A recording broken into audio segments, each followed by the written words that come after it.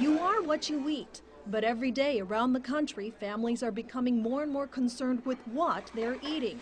From reports of harmful pesticides to food recalls and foodborne illnesses like salmonella and E. coli, you never know what can threaten your health. Many aspects of food safety, especially at the supermarket level, disturbs me because the hygiene is lacking. Dr. Shawki Ibrahim knows all about food safety. He has spent over 30 years studying agricultural and environmental health science, much of his focus in your friendly neighborhood supermarket. And I remember one day the produce guy took me inside the warehouse, or when they receive the produce right from the market, from the farm, and you wouldn't believe the dirt and the filth and worms and impurities that comes with these products to the supermarket.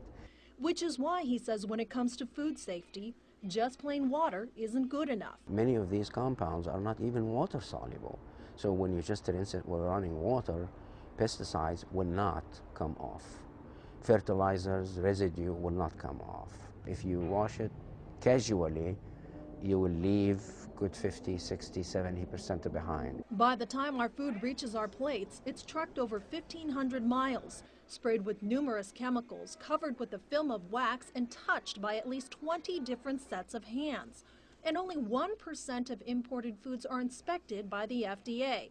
And when you bring your groceries home, most of these contaminants you won't see with the naked eye. It's amazing how much dirt and filth is buried between the leaves inside, and that's what you can see.